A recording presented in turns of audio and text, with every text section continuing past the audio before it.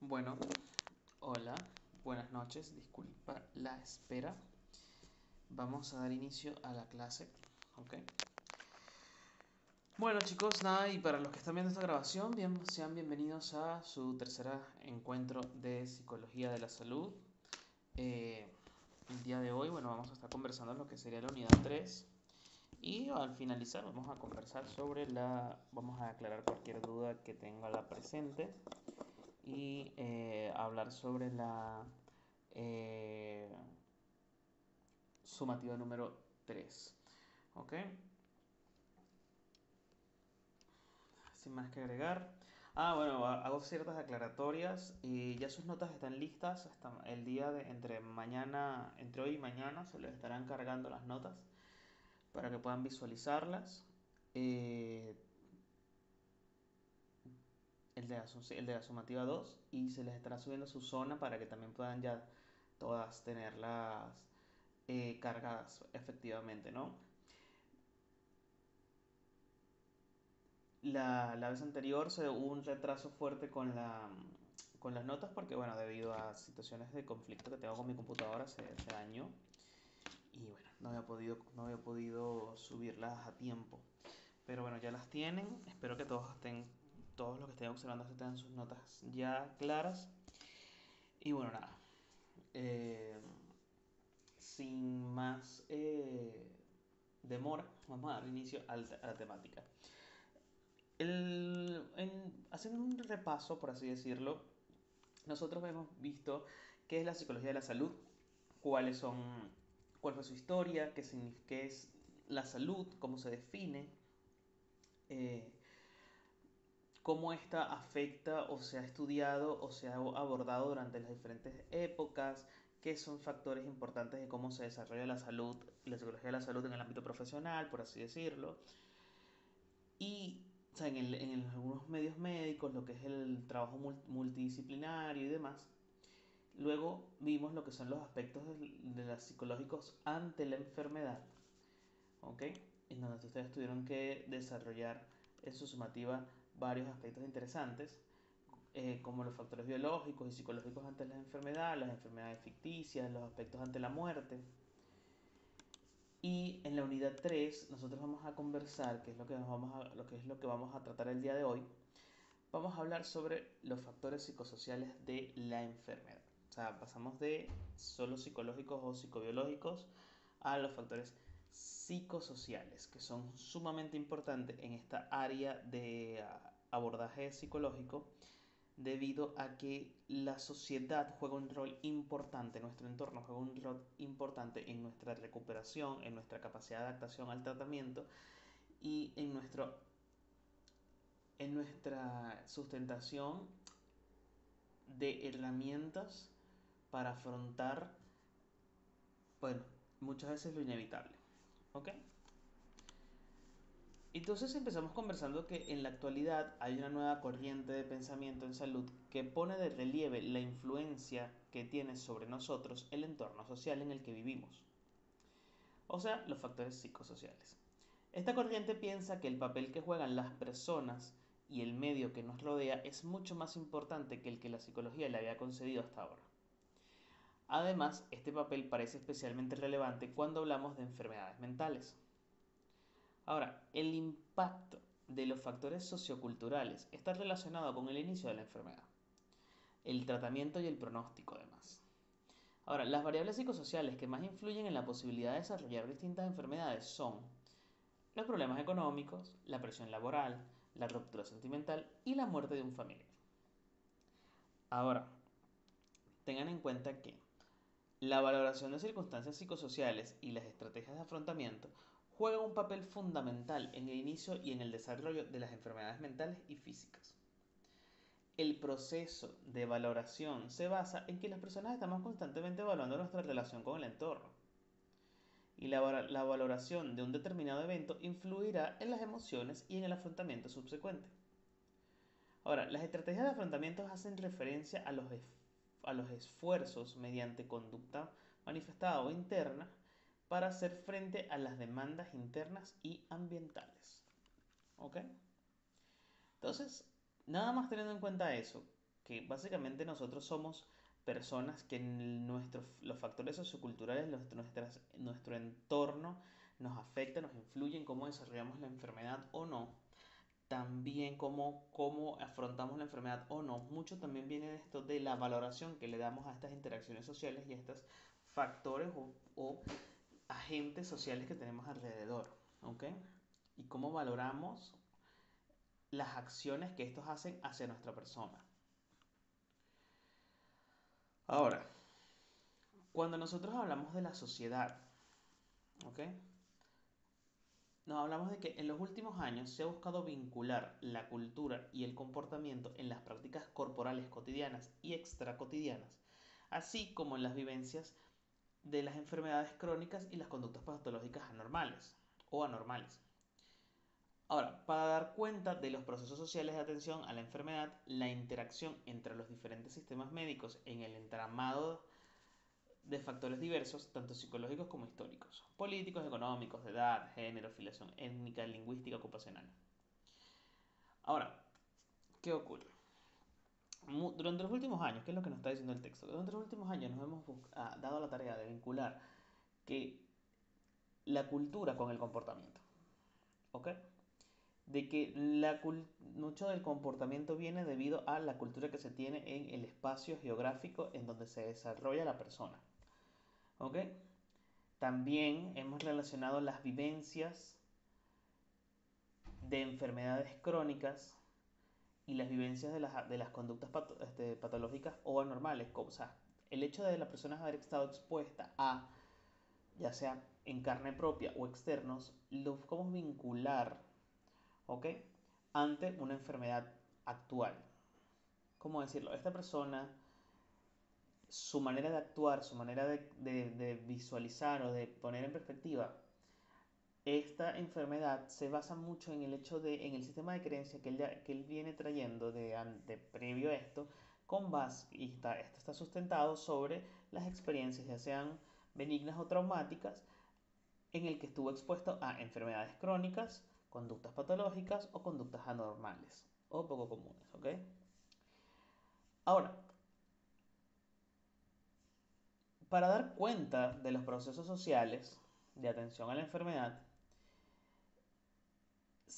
hay ciertos sistemas médicos que existen, pero, o sea, para estudiar esto, pero hay un entramado de factores diversos que hacen que sea complicado. ¿Por qué? Porque en este entramado, para estudiar este tipo de vínculo entre estas dos cosas, tenemos que tomar en cuenta los factores como psicológicos, con factores históricos, factores políticos, factores económicos, factores de edad, factores de género, factores de etnia, factores de lingüística y ocupacional. Aquí es donde nosotros decimos, entonces quizás lo que me está queriendo decir el profesor es que las personas afrodescendientes se enferman diferente que las personas caucásicas. No, que las personas habla hispana se enferman diferente que las personas de habla inglesa. No. Que según su origen étnico, o sea, si es asiático, marroquí, eh, nórdico, latino, eh, ¿se enferma diferente? No necesariamente. O sea, en todo esto, no necesariamente. Pero tenemos que tomar en cuenta que dependiendo de donde uno sea, de cómo uno se mueva, de la cultura que lo rodea, tu cuerpo está expuesto a diferentes factores que hacen diferente la experiencia al momento de enfermarte y pueden generar, o vamos a ponerlo de esta manera, una vulnerabilidad o una resistencia ante situaciones de riesgo enfermizas. ¿Ok? Dependiendo de la cultura bajo la que tú hayas sido creado, vas a tener como un set de comportamientos preinstalados, por así decirlo, preestablecidos, que te van a permitir afrontar mejor o menor manera la situación que te estás enfrentando. Y sí, ahí afecta mucho porque lo que es la política, la economía, el índice social, los contextos demográficos, porque no es lo mismo la conducta de las personas que viven en la Antártica y cómo su cuerpo se adapta a ciertas circunstancias y cómo su cultura se adapta a ciertas circunstancias, ya que pasan 6 meses con luz de sol y 6 meses en la oscuridad, a la persona del trópico, por ejemplo Venezuela, que no conoce otro clima que no sea lluvia o calor, a menos que bueno, vivas en la región andina, que puedes experimentar un poco más de frío, pero por lo general es lluvia o calor. Tu conducta tampoco va a ser, esa conducta también va a ser completamente diferente como una persona que vive, por ejemplo, en Estados Unidos o en Argentina, que experimenta verano, primavera, otoño e invierno.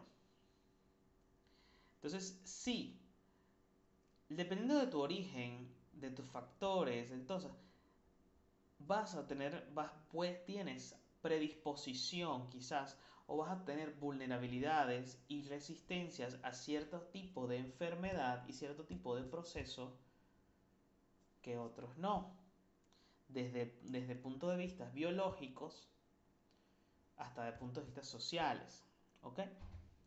Ahora, actualmente se vive un entramado complejo de padecimientos en los nuevos contextos demográficos y epidemiológicos ocasionados por las formas de vida culturalmente dominantes, mismas que establecen estas culturas pautas de comportamiento, creencias y representaciones, en fin, sistemas de relación social y de significados para enfrentar y expresar el mundo.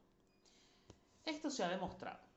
Por dar un ejemplo, la extensión epidémica de las enfermedades crónico-degenerativas relacionadas al proceso demográfico de envejecimiento de las poblaciones y a los síndromes metabólicos, como la diabetes, la hipertensión, el sobrepeso y la obesidad.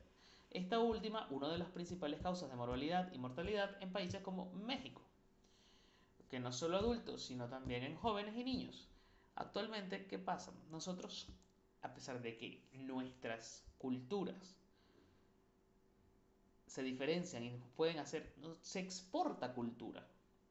Hay culturas que son sumamente dominantes y por ende, al ser sumamente dominantes, se establecen en otros espacios y nos hacen tener conductas y exposiciones parecidas a lo de esa cultura.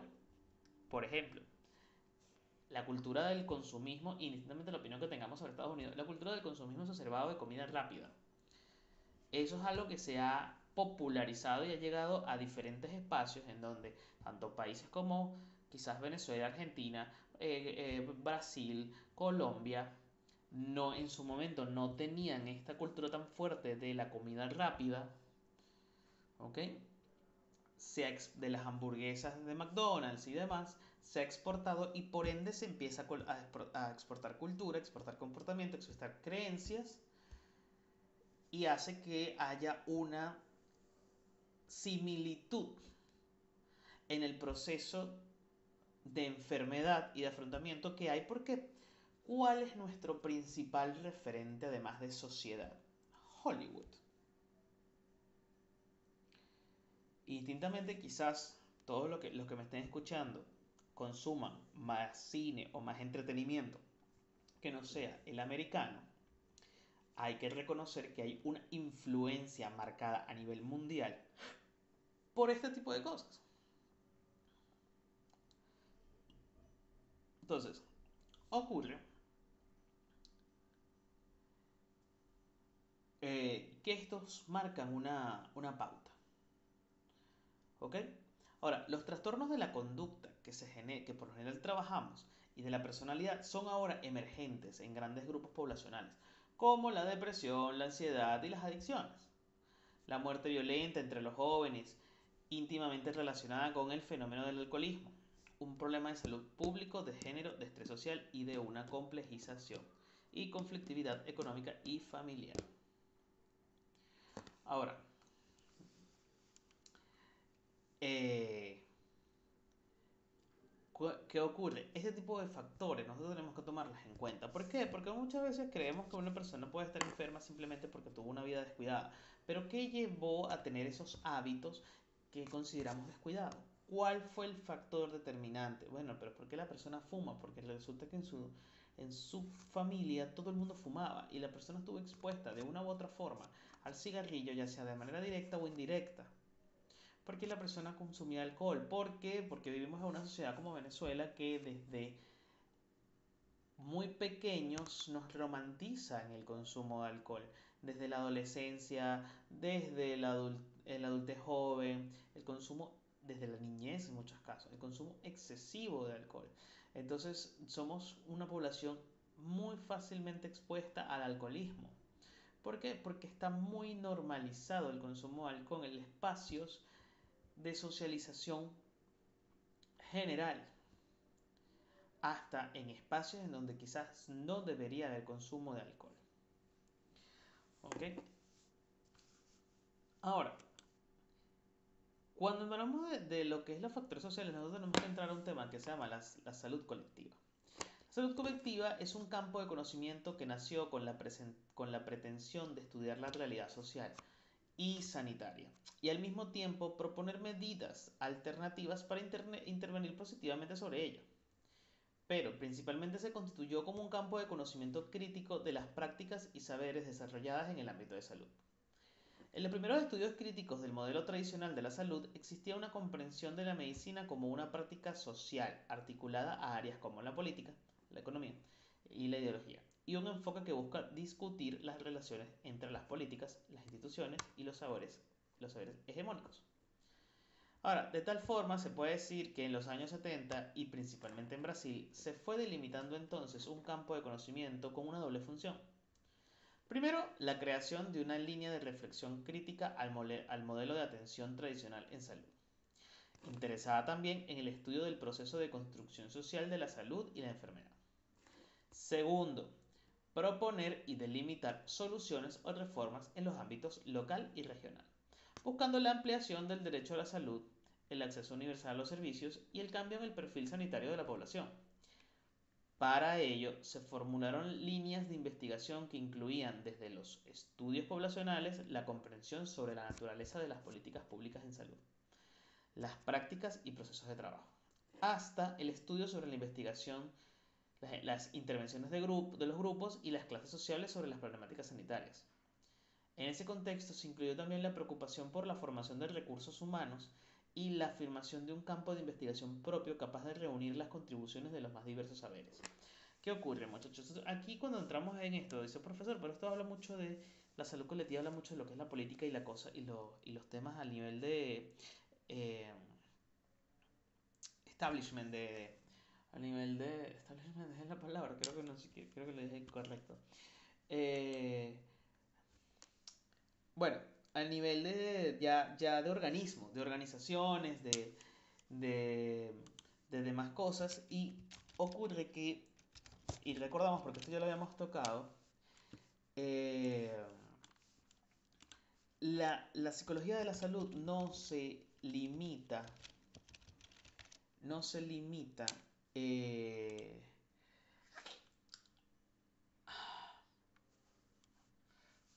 solamente al paciente, se limita también al sistema de salud como tal.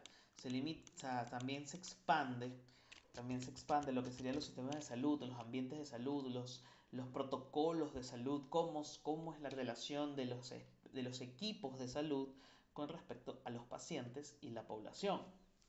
Entonces sí, hay que hablar un poco de política y cuando se habla de salud colectiva, se habla de estudiar, analizar cómo está el sistema de salud actual, ¿okay? Cómo está la realidad social y sanitaria y y cómo proponer y además proponer medidas para mejorar, cambiar e intervenir positivamente sobre estas. ¿Ok? Entonces, es punto por ahí en el factor social.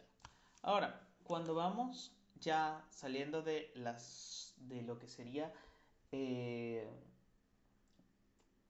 como política sanitaria, por así decirlo, volviendo de nuevo un poco a lo que sería el paciente como tal, empezamos a hablar ya de lo que es el comportamiento del enfermo ante la sociedad. ¿Qué ocurre? Debido al nivel psicológico que supone la enfermedad terminal, tanto el propio paciente como los que lo rodean, es importante comprender el proceso que sufre o sea, tanto a ellos es importante comprenderles el proceso que sufre tanto el paciente ante la visión del final de su vida y la imposibilidad de realizar cualquier plan a futuro, así como el proceso que tienen los familiares. Ahora, tengan en cuenta una cosa, aquí vamos a salirnos un poco de esto y vamos a hablar. Porque aquí lo que nos va a decir es que, según la psiquiatra Elizabeth Kubler-Ross, existen 5 etapas o reacciones emocionales que permiten al paciente protegerse de la amenaza ante un diagnóstico de enfermedad terminal. ¿Cuáles son estos procesos? Lo que nosotros conocemos como el duelo. ¿Qué son estas etapas del duelo? Que son la negación, la ira, la negociación, la depresión y la aceptación. Ahora, ¿qué ocurre? De todas maneras lo vamos a desarrollar, porque a pesar de que siempre hablamos del duelo, se nos olvida refrescar cómo funcionan bien o qué significan cada etapa, qué representa cada etapa, qué características tiene cada etapa. ¿Cuál es el primer golpe que tiene el paciente? El duelo ante la pérdida de la salud. Entonces, ¿cómo es muchas veces el comportamiento del enfermo ante la sociedad? Complicado, conflictivo, no es óptimo, muchas veces no es tan sano. ¿Por qué? Porque entramos en un proceso de duelo agresivo. Entonces, ¿cuáles son estas etapas de este duelo del enfermo? La primera que siempre hablamos es la negación. La imposibilidad de aceptar y reconocer como un hecho real que se padezca la enfermedad, que se tenga cáncer, por ejemplo. Por lo que el diagnóstico recibido se atribuye a un error médico o a algún tipo de equivocación. A veces conseguimos pacientes que dicen, no, yo no tengo eso, esto es un error. Yo quiero una segunda opinión, porque yo no puedo tener esto. Luego está la ira, que es definida como una reacción emocional de rabia, envidia, resentimiento y hostilidad por haber perdido la salud. Y es dirigida hacia todo el entorno que se percibe como sano o el responsable de la enfermedad, ya sea personal sanitario, familiares, amistades, incluso hacia Dios. También incluye la ira o hostilidad dirigida hacia sí mismo, al culparse de haberse provocado la enfermedad, pudiéndose incurrir en conductas de riesgo autodestructivas. ¿Cómo se produce la ira en este caso? Fácil, el ejemplo es, esto es culpa tuya, tú me generaste esto. Yo tengo cáncer de pulmón y yo nunca fumé porque tú fumaste toda la vida al lado mío. Y a mí me dijeron que el que fuma como dicen coloquialmente, de retruque, el que fuma de segunda mano es peor. ¿Qué tal? No, yo no soy culpable de esto, tú me causaste esto. O el trabajo me causó esto, con todo ese estrés, con todas las cosas. O Dios, ¿por qué me has abandonado? ¿Qué hice yo para merecer esto? ¿A quién? O sea, o yo sabía, porque es que yo no sirvo para nada, me equivoqué de nuevo, esto es mi culpa, yo nunca me quise cuidar, etcétera, etcétera, etcétera, y así empieza la autodestrucción, ¿no? Luego está la negociación. Recuerden una cosa, las etapas del duelo no van en orden, no tienen un orden, porque a veces están ocurriendo dos al mismo tiempo, se regresa a una anterior, se avanza a otra, es un ciclo repetitivo, a veces se solapan. Entonces, la negociación es una forma de afrontar la culpa y se entabla de forma imaginaria o real con aquellos hacia los cuales dirigió la ira. Ahora, no se perciben como culpables, sino como comprometidos con la recuperación del paciente, por lo que éste les hace promesas para alcanzar metas terapéuticas, de supervivencia o de desarrollo personal, y se abandona cualquier conducta autodestructiva y empieza a comprometerse con la recuperación. Aquí es donde llegamos a ese momento donde ya nos hemos llorado, negado, sentido tanta ira,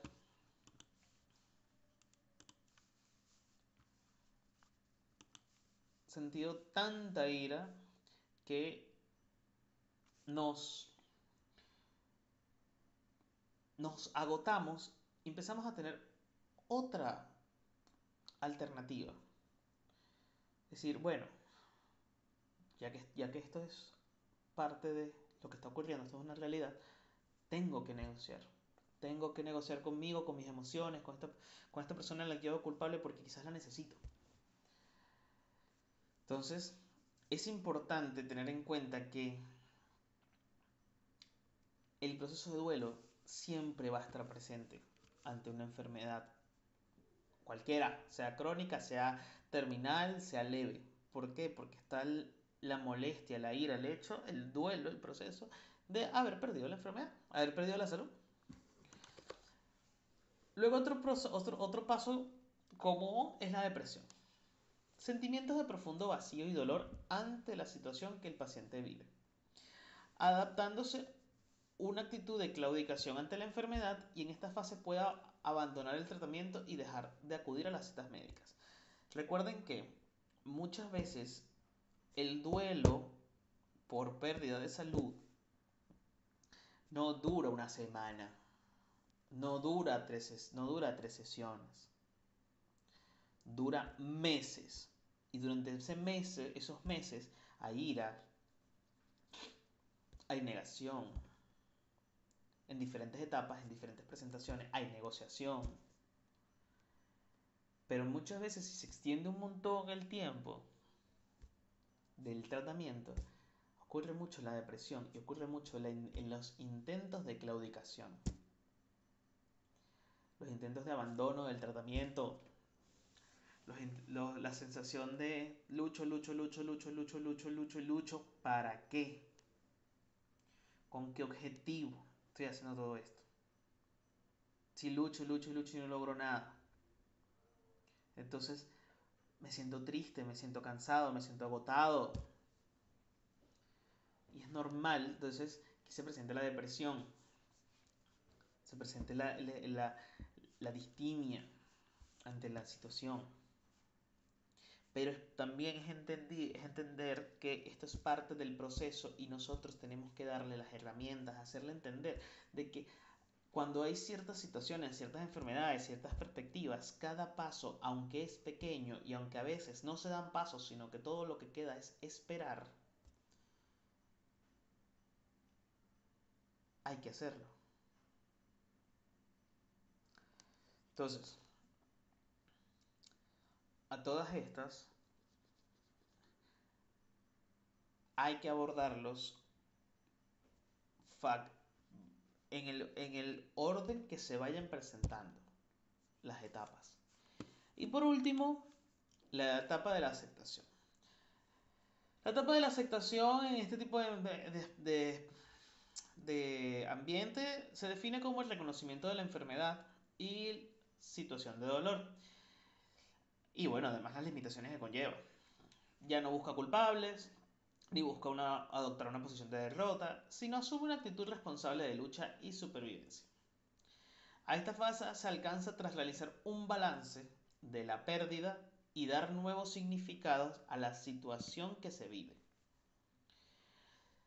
Ross señalaba que la fase de aceptación no debía confundirse con una resignación ante la enfermedad o alcanzar un estado de felicidad.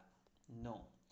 La aceptación es el reconocimiento de tú existes, esta situación está ocurriendo, yo ya no puedo hacer esto, ya no importa quién es el culpable o si es el culpable o no, y yo no es que perdí. Y yo de ahora en adelante me voy a enfrentar a esto. A diferencia de resignarse, que es como, bueno, es que yo estoy enfermo y tengo esto y ya no puedo hacer nada, entonces yo simplemente me entrego y listo y ya no voy a luchar más. Eso es resignación. Eso no es aceptación. Aceptación es, yo tengo esto, no me gusta, me hace sentir mal, me da miedo, pero ya no importa quién sea el culpable, ya no importa por qué pasó. Ya entendí por qué pasó, ya sé por qué pasó y voy a trabajar para que no se repita. Pero lo importante es qué voy a hacer ahora, cómo yo voy a enfrentarme a esto, cómo yo voy a vencer en esto. Eso es aceptación. ¿Qué ocurre? Los pacientes no deciden en qué etapa caer. Cuando se diagnostica una enfermedad, ellos empiezan en una gigante rueda, una gigante bola de nieve, por así decirlo, que va cayendo y que si ya era grande cuando empezó, o era pequeña cuando empezó, se va haciendo cada vez más y más grande, cada vez más y más grande. Entonces tengan en cuenta que no es fácil la relación del enfermo con el entorno. Y muchas veces se culpa, se señala, se discrimina al enfermo por, por la actitud que tiene, pero muchas veces hay que entender, hay que tener empatía de que el enfermo es él, el que está padeciendo es él. Teniendo en cuenta que, ok, aunque tú estás padeciendo, yo tengo igual que tener límites contigo y tengo que igual eh, no dejar que tú me dañes. ¿Por qué? Porque yo siempre he descrito algo que les voy a ejemplificar ahora, que es, el paciente es, no sé si ustedes alguna vez han tenido la oportunidad de conocer o estudiar sobre rescatistas. Yo no es que lo estudié, yo conocí a un rescatista y él me explicaba de, de un rescatista del mar, ¿no? Del mar, gente ahogada y demás. Que cuando ellos los enseñaban, ellos les decían que tienen que tener mucho cuidado con los ahogados. Porque, o sea, con las personas que se estaban ahogando. Porque la persona que se está ahogando no está pensando claramente. Él simplemente está en un estado de desesperación, intentando salir del agua y está intentando empujar y agarrar todo lo que pueda para que lo haga emerger a la superficie para él poder respirar y dejar de ahogarse. ¿Qué ocurre? Si muchas veces el rescatista cuando se lanza, él es el único objeto o la única cosa que está ahí en el momento que esa persona está en ese estado de desesperación, porque se está ahogando, y ha ocurrido que intentando salvarlo y la persona intentando no ahogarse, termina ahogando al rescatista y ahogándose ella también.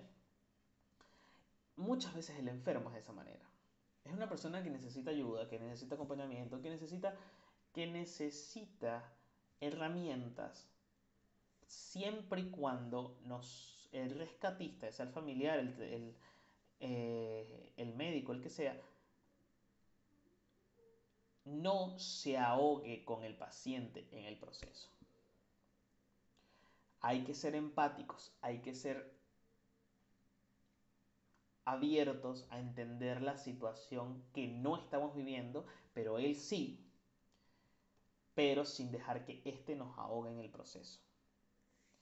Entonces es importante, ¿por qué? Porque muchas veces las personas con enfermedades terminales y tal, y como dice, profe, pero ¿cómo se refiere que nos ahogue en el proceso? ¿Que nos lleve con ellos, que nos mate con ellos?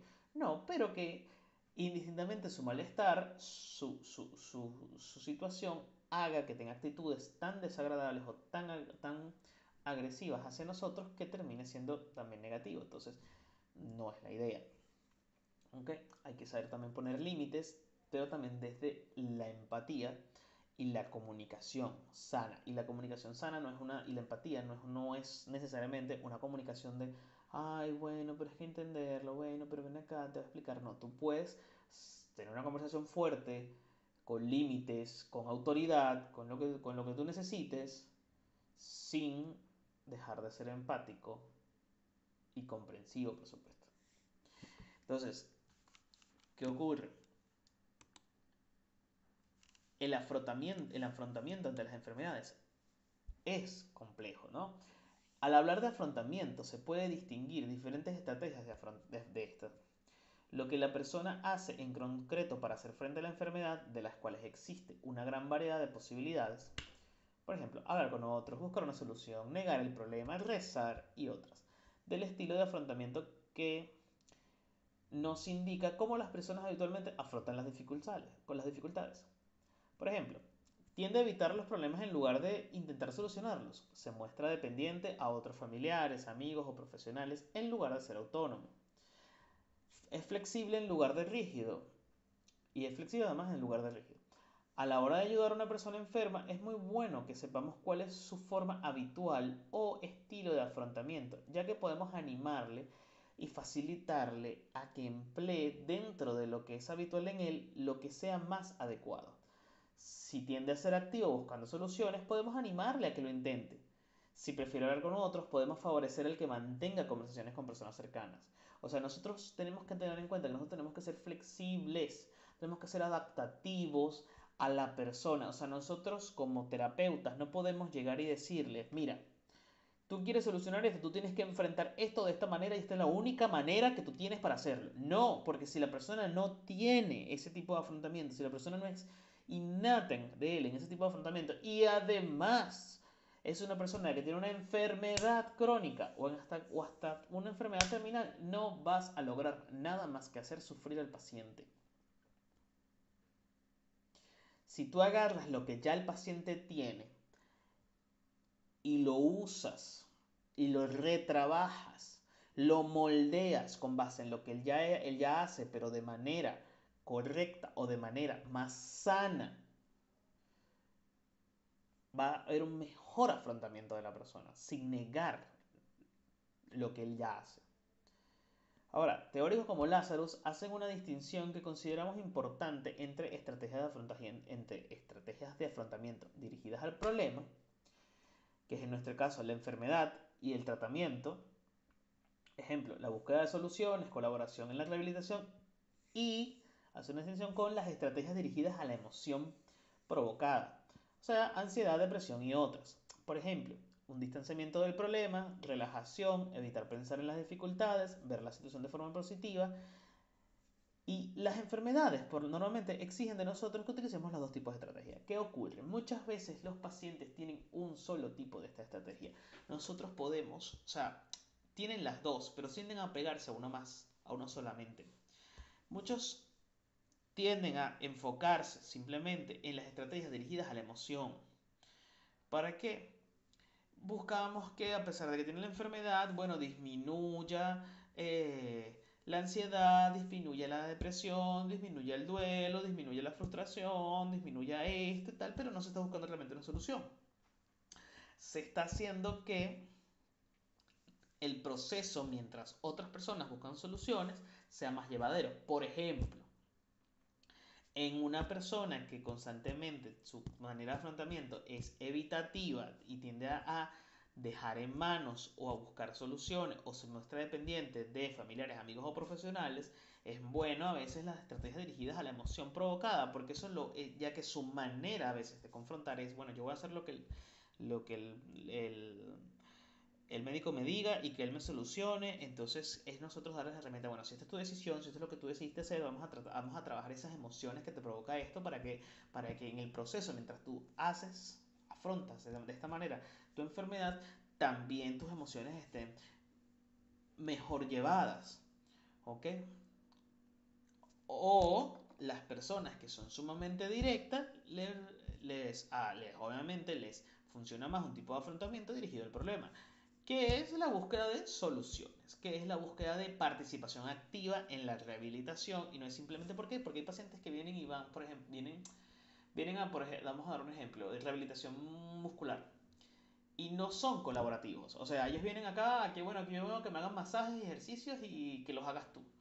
Bueno, pero necesito que tú también colabores y te esmeres y pongas. No, no, yo dependo de ti porque yo no sé hacer esto, yo tengo mucho miedo, yo quiero que tú lo hagas por mí. A diferencia de el que llega y dice, bueno, ¿qué vamos a hacer? Ah, ¿qué lo vamos a hacer de esta manera? Ah, bueno, puedo llegar más allá, pregunta, se compromete, tal. Esa persona tiene un tipo de afrontamiento más dirigido al problema, a la colaboración en la rehabilitación y las estrategias que se necesitan para hacer esto. Ahora, una pregunta frecuente que se nos plantea en las de si existe el mejor afrontamiento de la enfermedad, no se puede identificar, como yo les dije, no se puede identificar una única estrategia como la mejor para todas las situaciones. Por asumir siempre un papel activo o sumiso no es muchas veces la mejor. O sea, entendemos que es más importante ser flexible e intentar adaptarse a las distintas situaciones. Diferentes formas de afrontamiento pueden ser efectivas dependiendo de factores como el tiempo desde que nos dan el diagnóstico y la posibilidad que tenemos de controlar la situación u otros factores. Tenemos que ser flexibles porque a veces también la persona que siempre ha sido directa y tal le da una enfermedad terminal y dice, no señor, esto no tiene solución, usted se va a morir. Entonces lo vamos a encerrar en una búsqueda eterna de solución a algo que quizás realmente ya no tiene solución. No sería tan humano desde mi posición subjetiva al hacer eso. Sino es, ok, vamos a ver qué haces y vamos a ir trabajando las emociones que ocurren en el proceso mientras llega, bueno, el dichoso día final. Porque a veces eso ocurre, cuando ya no quedan tratamientos curativos, sino quedan tratamientos paliativos. Cuando ya lo que queda es tratamientos paliativos para aplicarle a ese paciente, ponerlo a buscar soluciones no tiene lógica. Pero eso no lo podemos saber hasta que estemos ahí.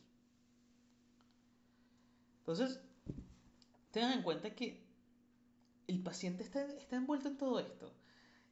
Tiene dolor. Le acaban de decir que tiene una enfermedad. Probablemente se está muriendo. Tiene que... Y están constantemente analizándolo o analizando cómo él va a afrontar esto. ¿Qué va a hacer? Si va a esperar que alguien más lo ayude, si va a hacer algo por sí mismo, ¿qué tal? Y en el medio de todo eso está la familia aportando cosas positivas y cosas negativas. La familia y el entorno craneano es importantísimo porque la ansiedad suscitada por la experiencia de la muerte se configura con el comportamiento esencial de la relación enfermo-terminal, familia, equipo de salud.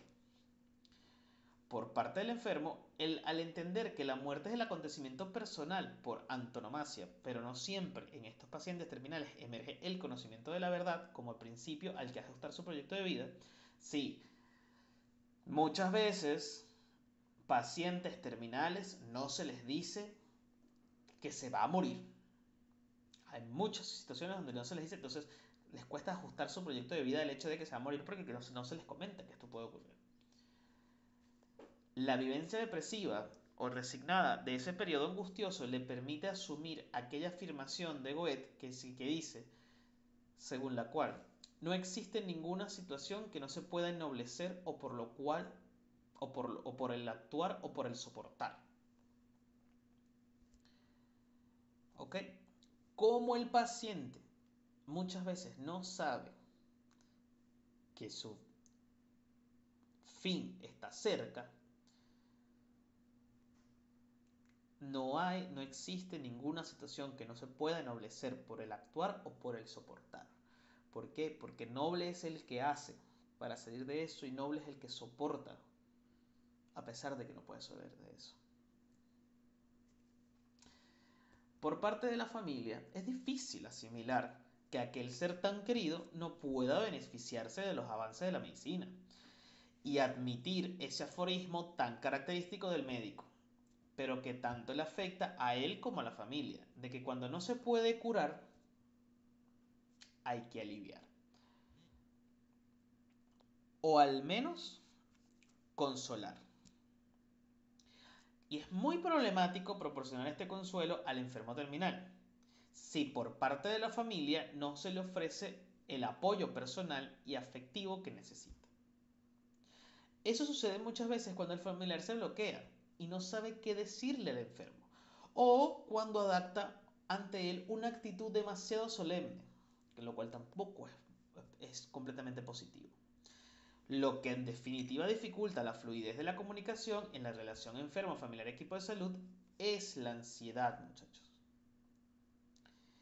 De ahí la necesidad de dominarla para que el enfermo pueda reconocer la verdad de su situación, que la familia olvide o por lo menos ponga en pausa o soporte un poco más sus sentimientos de culpa por desear que la situación terminal se resuelva cuanto antes y se vuelque en el consuelo y alivio del enfermo, y que el equipo de salud no caiga en el error de evitar las visitas tanto a la familia como al enfermo.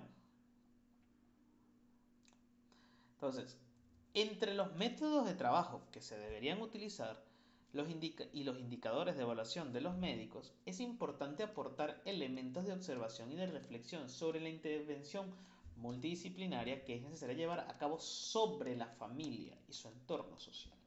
Así como cuando aparece la enfermedad terminal puede ocurrir que la persona afectada encuentre que vive sola, que vive con una persona mayor o por último que vive en el seno de una familia extensa. Igualmente, sea cual sea la circunstancia, hay que tener en cuenta el apoyo que el enfermo necesita. Yo le voy a decir algo rápido.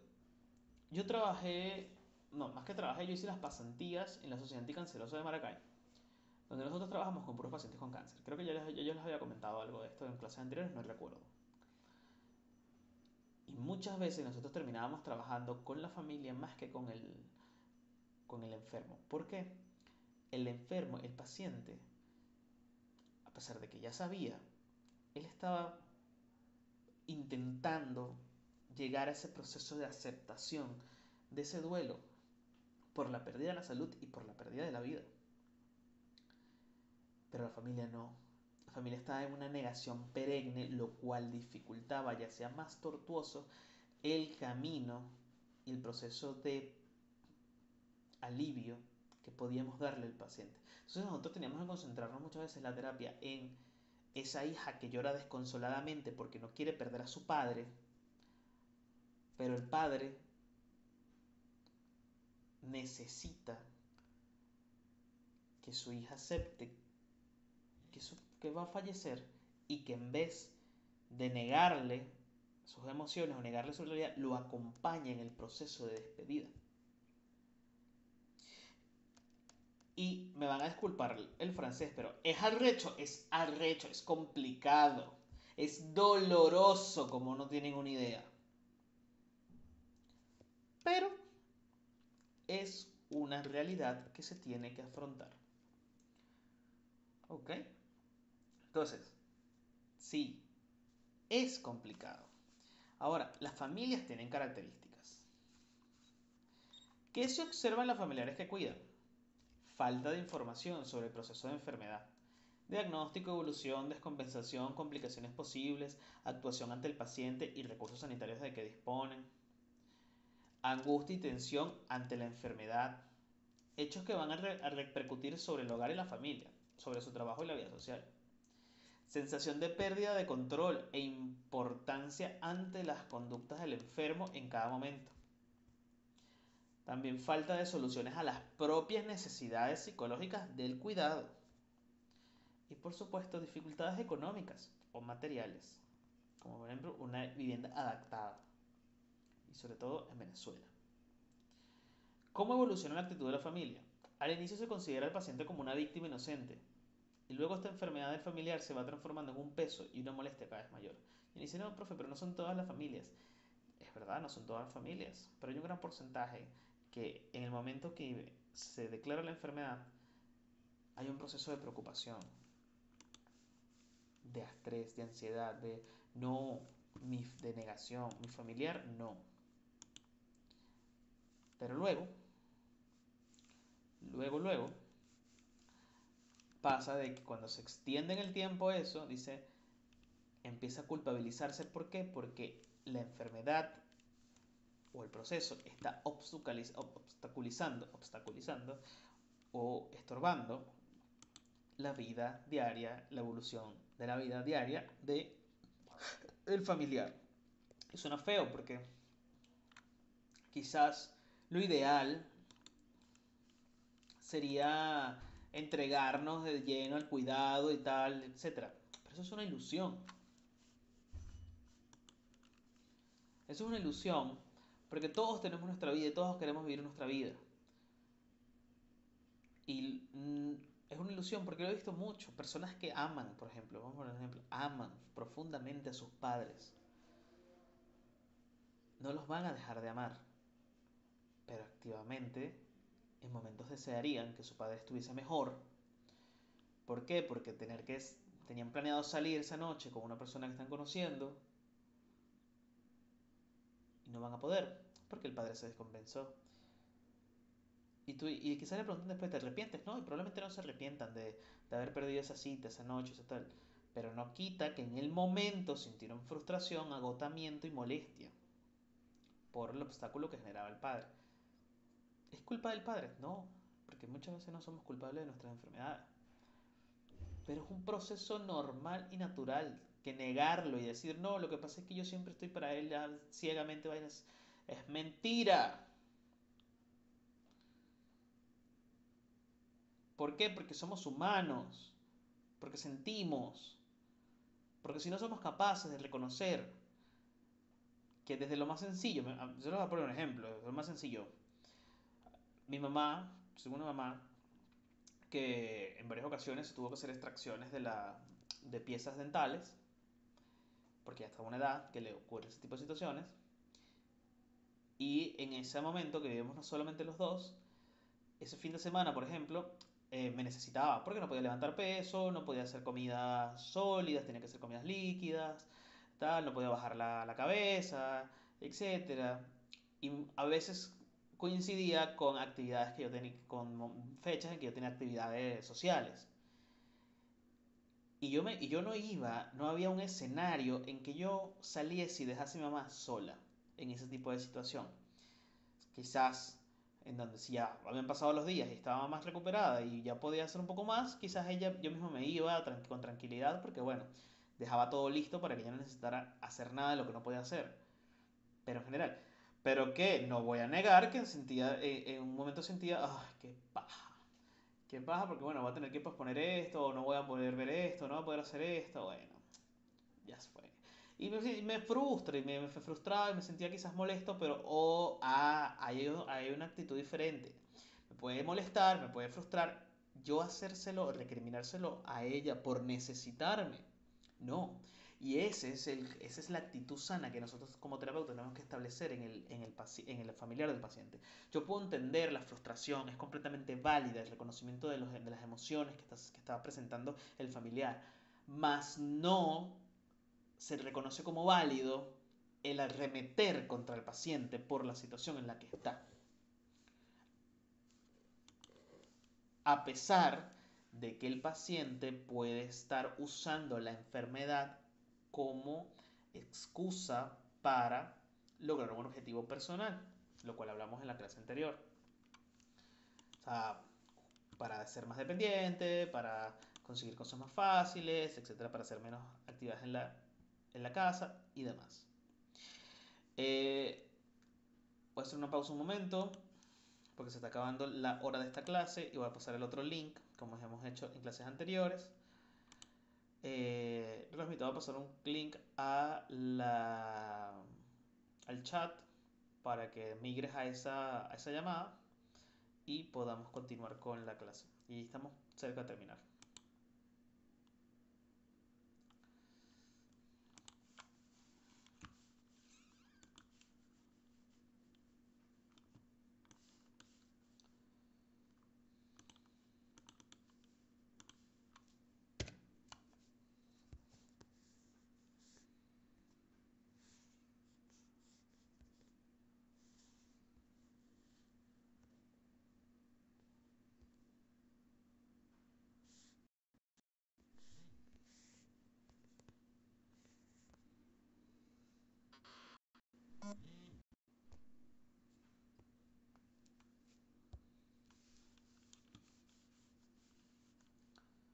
Listo, ya puedes migrar.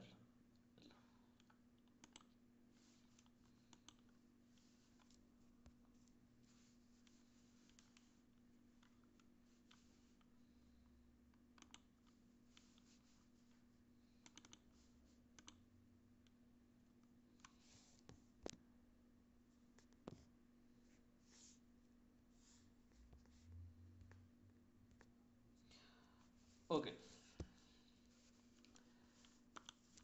entonces, haciendo una pausa aquí, bueno, vamos a terminar con esto, qué factores influyen y luego habrá pausa. ¿Qué factores influyen sobre la familia? Este impacto de la enfermedad tendrá más o menos repercusión en la familia, dependiendo de que el enfermo esté hospitalizado o no. Porque eso cambia todo. Es diferente tener a tu papá, a tu hermano, a tu tío, a tu prima, a tu designado para cuidar y apoyar en tu casa o en su casa, en la casa o en la institución médica. Eso cambia completamente porque la movilización y la molestia es mucho mayor en menos tiempo. Dependiendo de que el enfermo esté hospitalizado o no y la presencia o déficit de los factores siguientes. Nivel o situación económica o material del entorno. Número de miembros disponibles para la ayuda en el seno familiar. Los vínculos entre ellos. El nivel cultural. El medio social en el que residen, ya sea urbano o rural. El estado de salud de los pacientes que cuidan de los pacientes que cuidan la evolución del propio proceso, las alternativas sociosanitarias y finalmente el régimen y horario de trabajo de los cuidadores. Además, hay otros factores de índole psicosocial que generan mayor grado de estrés, como son las ideas de culpa de la familia, el hecho de encontrarse simultáneamente frente a otras situaciones estresantes, divorcios, separaciones, relaciones anómalas con los hijos o problemas de pareja. Todos estos factores, todos estos factores son importantes tenerlos en cuenta porque son características de la familia y cómo esto puede afectar si la, al momento de que la familia tenga un comportamiento mejor o más óptimo o menos óptimo con respecto al cuidado y acompañamiento del enfermo. Ahora, Rosmi, ¿una pregunta hasta ahora? ¿Una duda hasta ahora? Vale, perfecto. Para ya ir cerrando, eh, lo que sería esta unidad, vamos a hablar un poco de lo que sería la muerte. Miren, la muerte es la pérdida total de las funciones vitales. Stacanti en el 98 define la muerte como la conclusión de la existencia terránea e histórica del hombre, símbolo de la finitud del ser, que sufrida de forma impotente y pasiva no está en manos del hombre poder evitarla. Con ella terminan los procesos biológicos fundamentales, pero también las relaciones sociales del hombre. La muerte es el acontecimiento universal por excelencia que, en cierta forma, le confiere intensidad y valor a la vida, lo cual, según Kubler, permite configurar una vida más consciente para ser más responsables. Por otro lado, Galindo plantea que los monjes de clausura se familiarizan tanto con la muerte que la llaman hermana muerte. De igual manera, existen otros que prefieren ignorar la existencia de la muerte, creyendo que ella también los va a ignorar a ellos.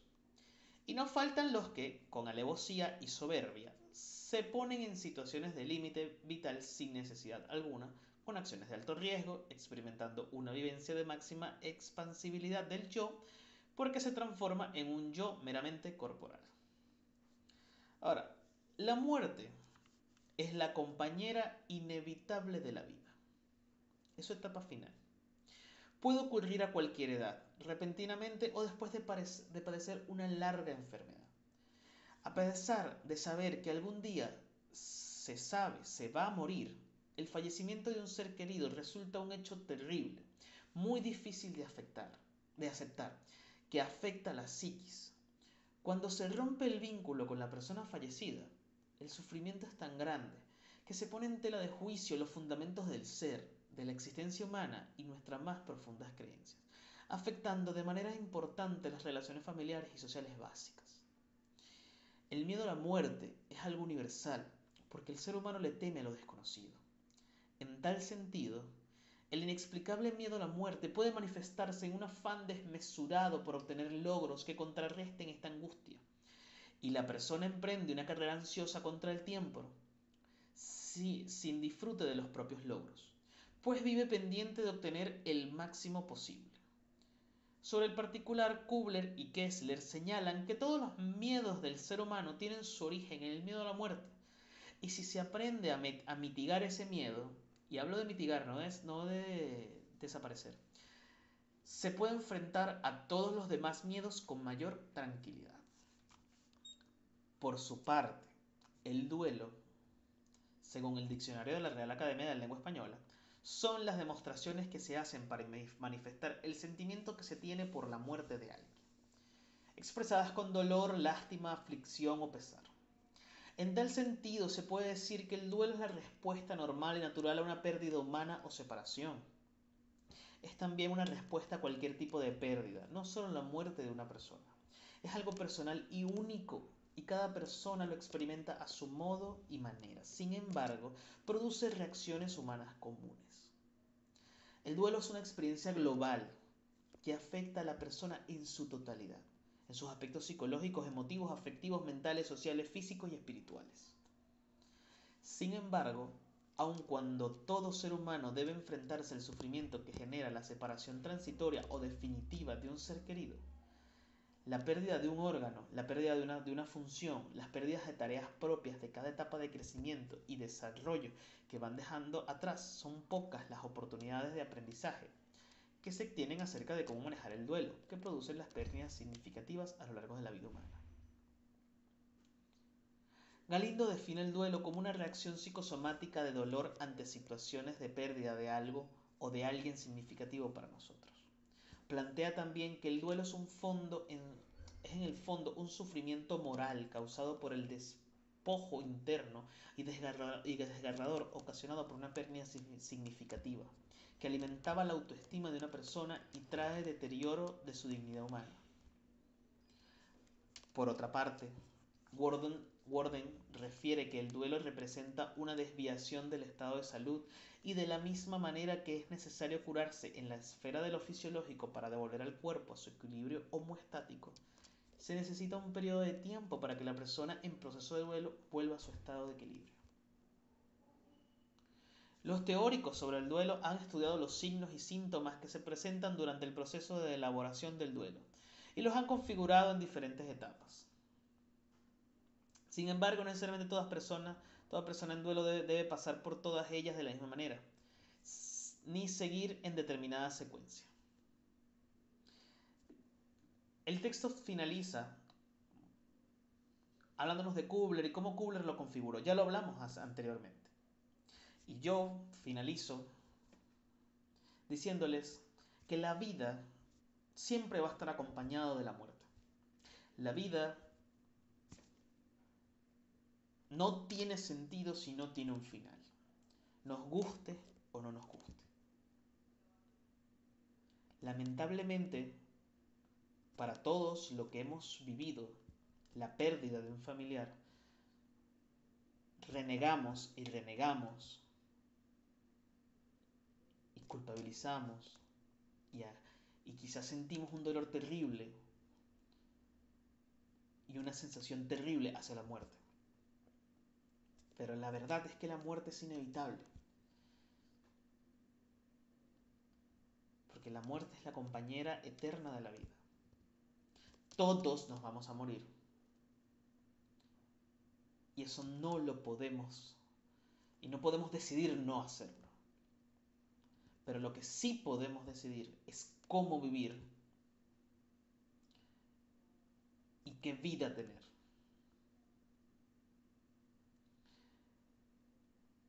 Si que esta sea larga, fructífera, corta y efusiva, porque no sabemos.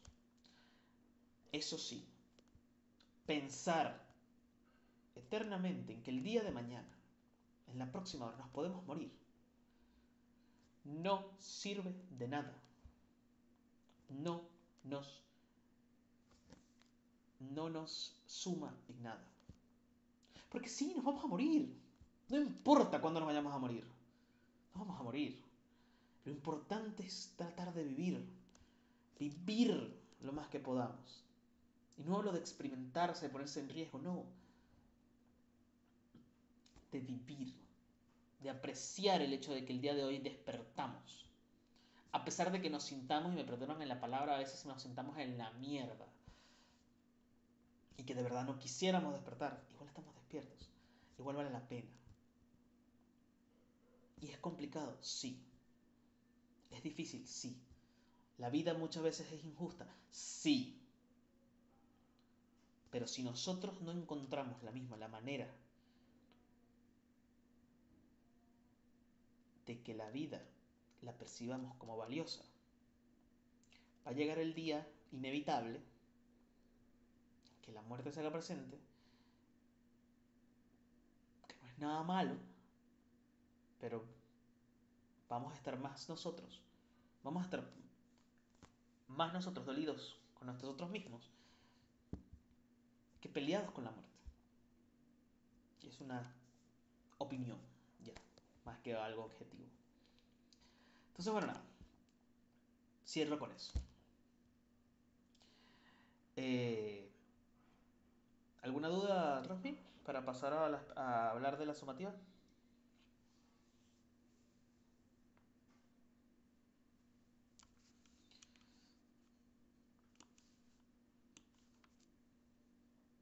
Vale, muchas gracias. Bueno, paso a la sumativa 3 para dar ya final a la clase, ¿no? Por acá tenemos un informe, ¿ok? Vamos a hacer un informe descriptivo en donde van a explicar las variables motivacionales y socioafectivas de la enfermedad física y mental para relacionarlas con los procesos socioafectivos, socioculturales y comportamentales. Entonces, un poquito condensando todo lo que hemos venido trabajando, ¿ok?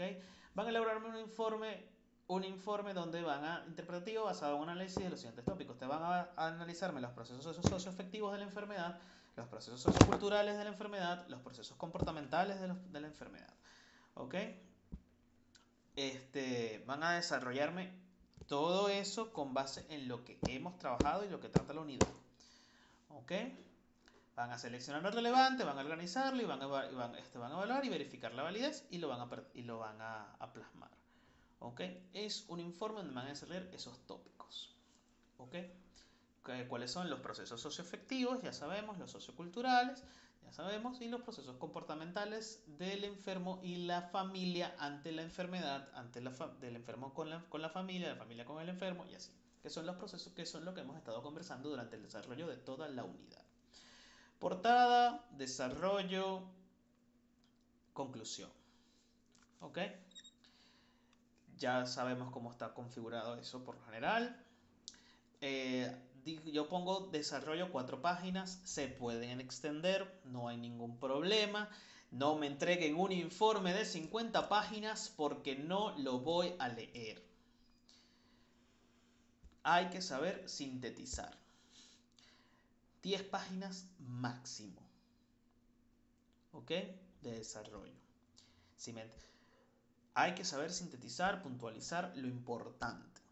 ¿Okay? Lo que ustedes analizaron, investigaron y consideraron esto es lo más relevante desde mi perspectiva, desde lo que yo estoy estudiando, desde lo que yo entendí con todas mis clases, que esto es lo que va plasmado acá. ¿Okay? Del resto, ¿hay alguna duda, Rosmi, con respecto a la evaluación? Perfecto. Si ya que no hay más dudas por parte de la participante presente, para los que vean esta grabación, que la voy a subir ya ahorita apenas termine para que no se les haga el fin de semana y lo puedan revisar, o sea, no se les haga el lunes y lo tengan que revisar, doy por finalizado el encuentro síncrono del día de hoy. Muchas gracias por tu presencia, Rosmi. Muchas gracias por la atención a los que estén viendo este video. Les deseo mucha suerte. Su nota la tendrán muy pronto, la de la segunda unidad, la de segunda sumativa. Ya se debe estar cargando. Y nada, les deseo mucha suerte y mucho éxito. Y bueno, tengan linda noche. Igual.